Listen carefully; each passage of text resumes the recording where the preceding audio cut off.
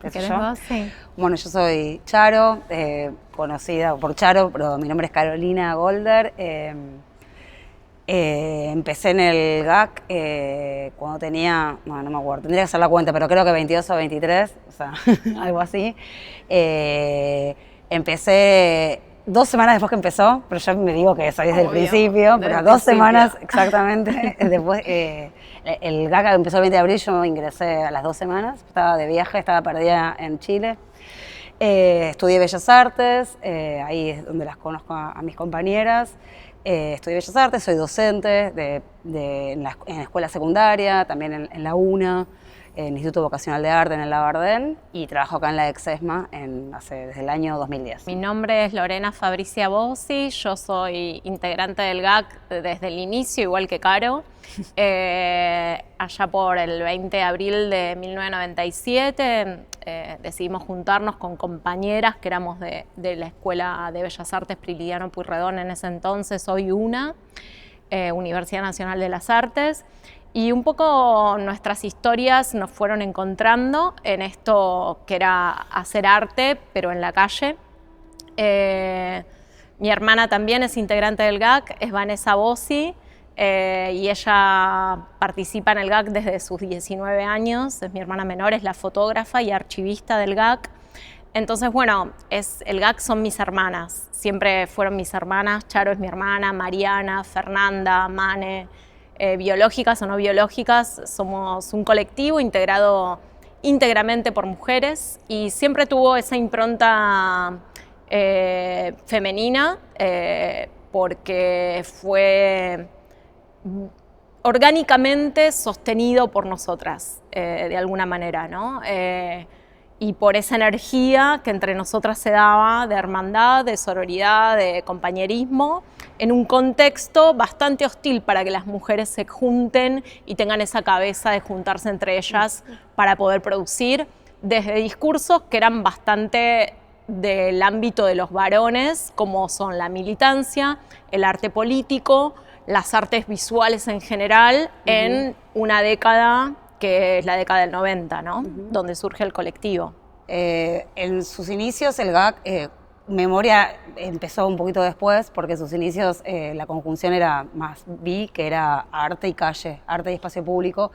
Pensá que nosotros estábamos terminando la carrera, el profesorado de Bellas Artes, en un contexto de mucha individualidad.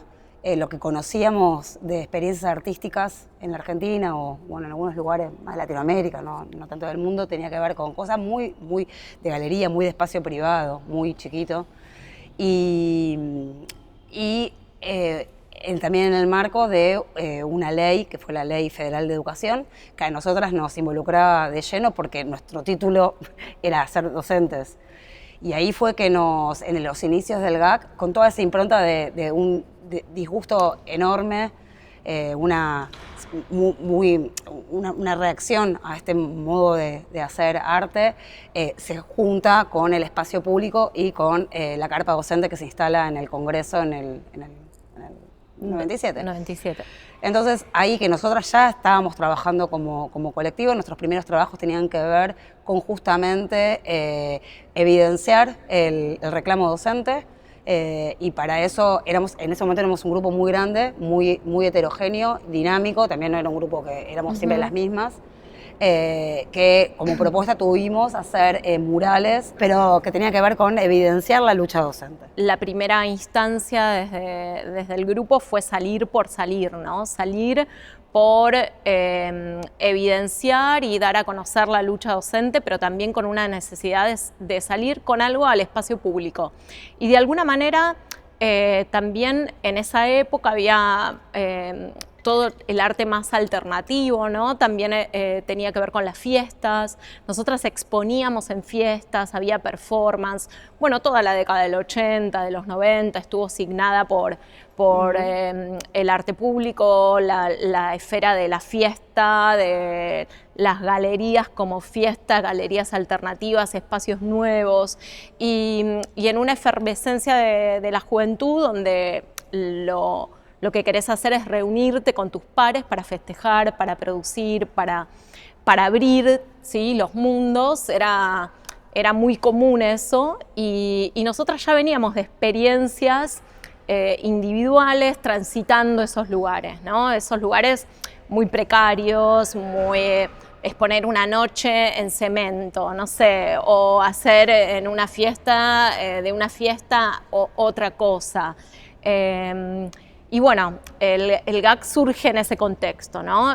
Donde eso nos quedaba chico, donde eso tenía sus límites, y por ahí estaban cooptados por otras escenas, ¿no? Más del estilo Belleza y Felicidad, otro establishment del arte, y a nosotras nos parecía que había demandas y cosas que la sociedad tenía que no estaban siendo visibilizadas por el contexto del arte al cual nosotras estábamos inscriptas, ¿no? De esas juventudes de 19, 20 años. En esas juventudes de 19, 20 años había algo que quizás otras generaciones sí las estaban denunciando, pero que nosotras no las estábamos viendo en nuestro contexto.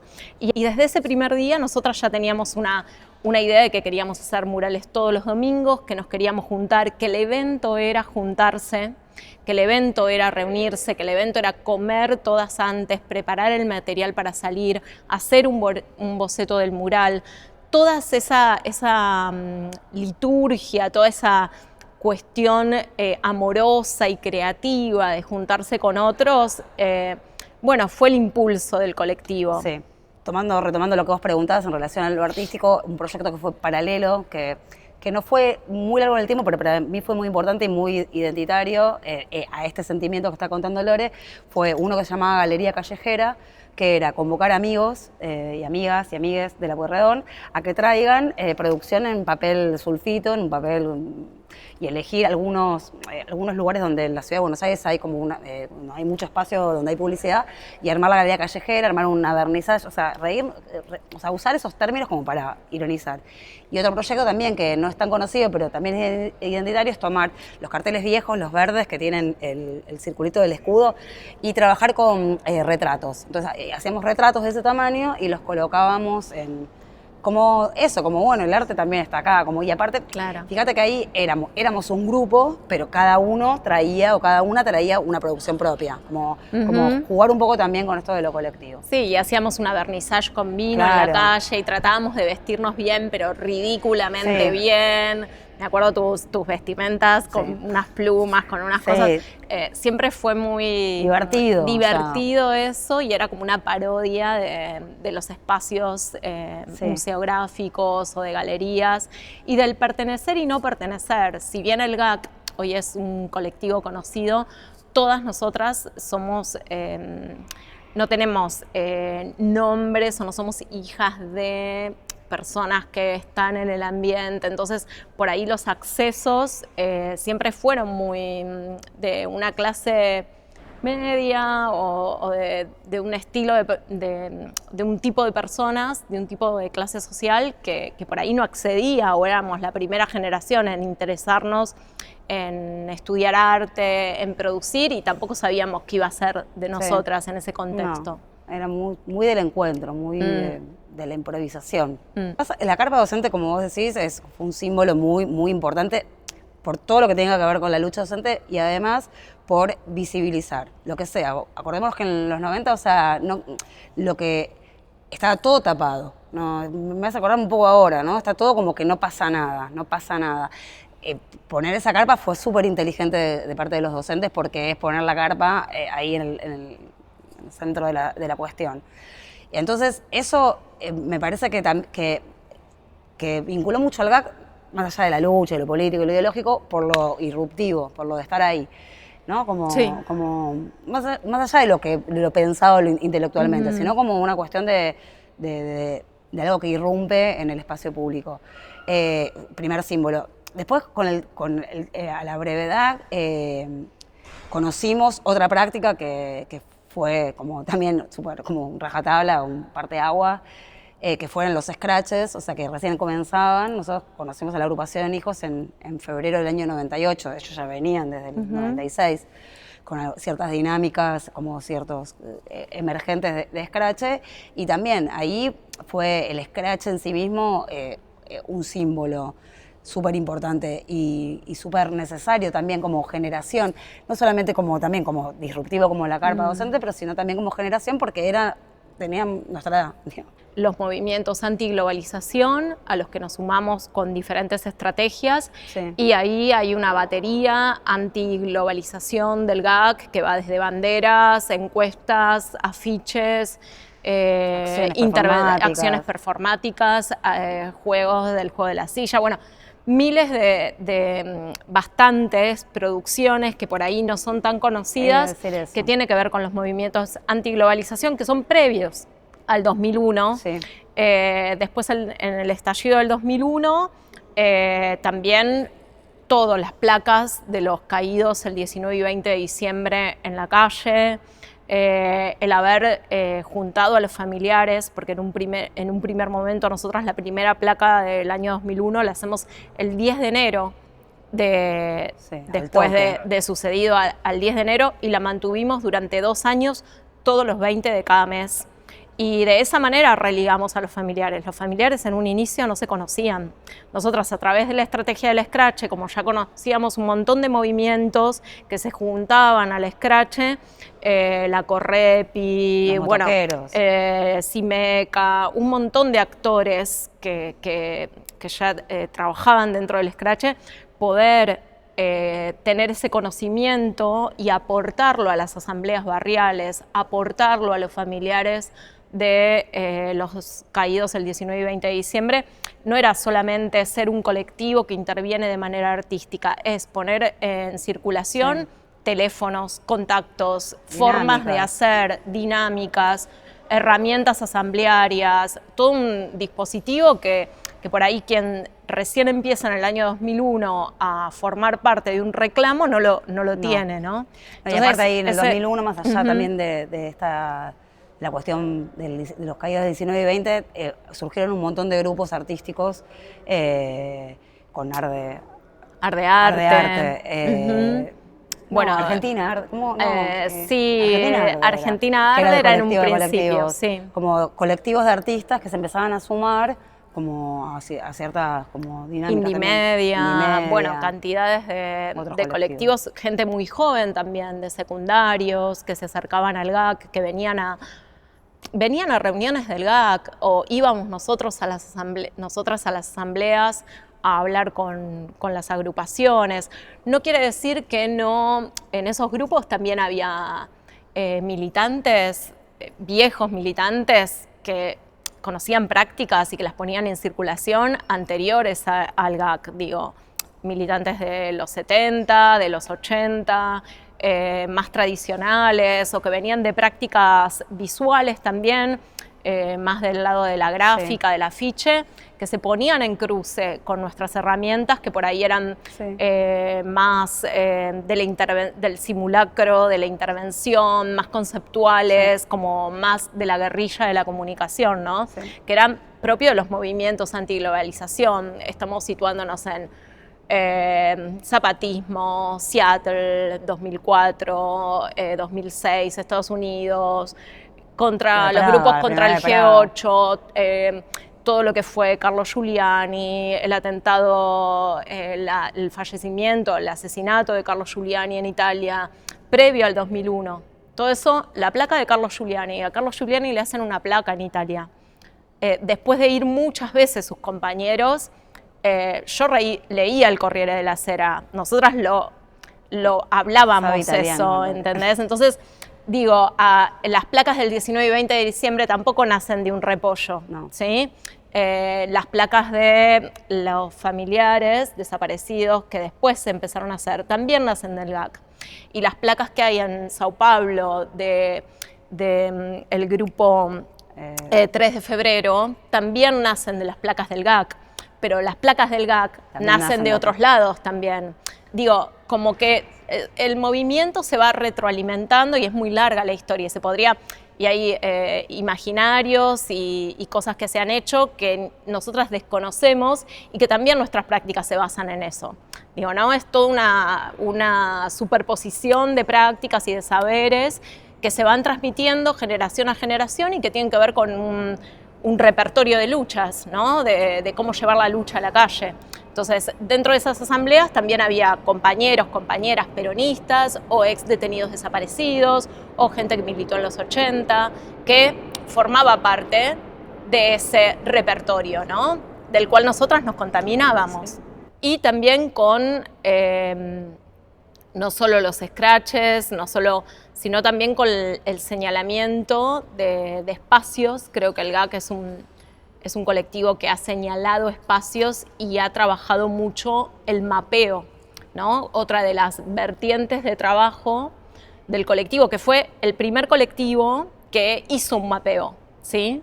O sea, que tomó el formato mapa para trabajar acerca de una reedición de todos los scratches que se habían hecho, como una acumulación de las luchas vistas en un territorio.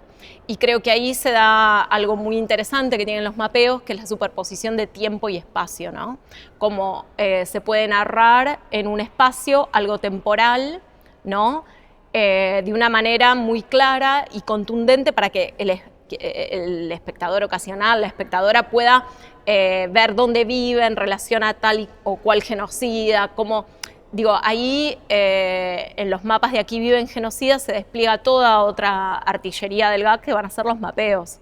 Nosotros en el año 2004 empezamos a trabajar con el tema del concepto de antimonumento.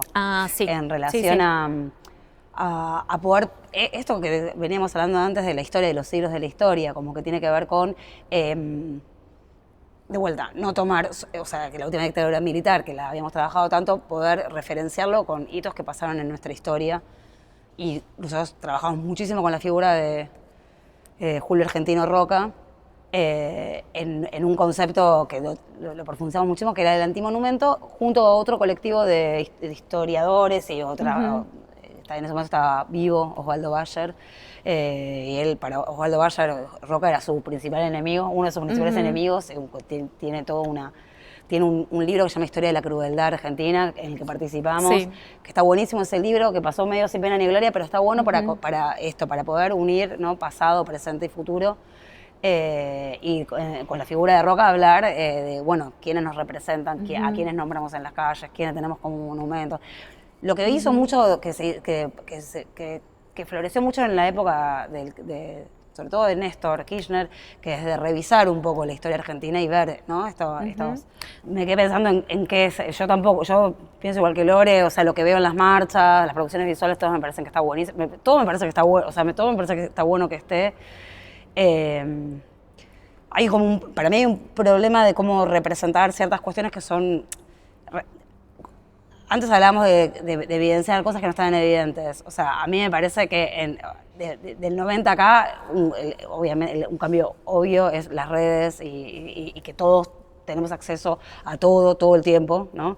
Entonces, a mí hay un problema que no sé cómo se puede resolver, pero estaría re bueno que alguien por lo menos lo trabaje o lo intente, que es el tema de cómo la crueldad, hablando de como en términos, no sé, la crueldad que hay, que no es que evidenciarla, porque cualquiera tiene acceso y lo ve todo, se ve todo. No sé, como sintetizar algo de eso, yo trabajaría en eso. Se lo tiro a alguien con la inteligencia artificial. Como eso, que está evidente, que la crueldad está evidente, todo lo que pasa, todo es evidente. Esa es una diferencia con los 90. Está ahí, lo vemos todos y estamos todos así, como un brito para arriba. Cómo hacer de una forma que salga del meme, que salga de reírme en un Instagram o en una red, ver ahí, que se ven algunas cosas, pero para mí tendría que tomar como más relevancia. Una cosa que yo aprendí en el GAC es ¿cómo se dice? No me sale la palabra, como fundirte en algo colectivo, o sea, en la identidad del GAC. Yo siempre me río cuando... Con respeto lo digo para mis compañeros artistas, cuando se hace algo en la calle y se firma, que yo tengo ahí una discusión, o sea, y ya tenemos, nosotros pensamos igual, pero es como que siempre tengo esa discusión, que está todo bien, pero a mí yo no entiendo cuando se hace una intervención y se firma en algo que es efímero, que es público. A mí me genera algo que al principio ahora me río, pero al principio era como una discusión y eso lo aprendí del gag. O sea, digo, la incongruencia de hacer algo en el espacio público y tener que sostener todo el tiempo la cuestión identitaria por sobre todas las cosas, que para mí ahí pierde. Nacimos a la política en la horizontalidad, algo que ahora es como algo que quedó en el pasado, pero que está buenísimo. Yo creo que es un aprendizaje para la vida misma, aprender en lo grupal y en lo horizontal, fundirte en eso, en lo colectivo. Es algo que lo sé y lo siento para todas las cosas que hago. No sé, sí, un aprendizaje por ahí del trabajo colectivo es que lo que una cree que son ideas brillantes de una, no lo son. Que generalmente son una mierda, que no sirven del todo y que pueden ser mejoradas. Totalmente. Como que a veces los egos personales, como esto que decía Caro, de fundirse en el colectivo. El fundirse en el colectivo no es una cuestión solamente meramente afectuosa, sino a nivel de proyecto y a nivel de producción y a nivel de llevar una producción visual adelante en un colectivo, es escuchar a la otra, ver qué piensa, incorporar algo de la impronta de la otra que sabés que vos no lo estabas ni pensando, ni lo estabas y que de viendo. repente si te pones a escucharlo, en algo se integra y lo mejora. Tener esa, no es humildad, es una inteligencia. Tener la inteligencia y la capacidad de ni siquiera escuchar, sino saber qué te conviene. Exacto. No es escuchar. Estrategia, no es ser copada, es no es ser ser copada. estratégica. Claro. Sí, igual, digo, lo que decía, o sea, pensá en 30 años, no sé cuántos años tenés, pero 30 años es un montón. Entonces, al principio, o sea, no todo, hay veces que al principio nos peleábamos, discutíamos, después yo ya sé lo que va a decir, o sea, ya sabemos qué va a decir la otra. Y vos tenés una idea que lo que decía era lo que te parece brillante y es una cagada. Pero capaz que el concepto, vos ves bien arte conceptual, es como el concepto, y bueno, de qué, lo que es estratégico y lúcido es pensar que la idea de qué mejor forma puede ser, y capaz que a vos se te ocurrió algo que es así, puede potenciar mucho más. Sí, pero capaz que esa persona que trae esa idea está trayendo el problema. Sí. Está trayendo el tema. Claro. Entonces, no es poca cosa traer obvio, es un el montón. problema, el tema, la incomodidad. Entonces, hay una que trae la incomodidad y una idea horrible. Sí. Pero después hay otra que agarra y dice, no, pero podemos venir por acá. Y es un peloteo constante hasta que se va hasta que estamos armando todas de algo. acuerdo. Y por ahí no es lo mejor, por ahí nos faltan más integrantes para que sea totalmente mucho mejor. Pero bueno, somos las que somos y con eso es lo que aprendimos. Sí.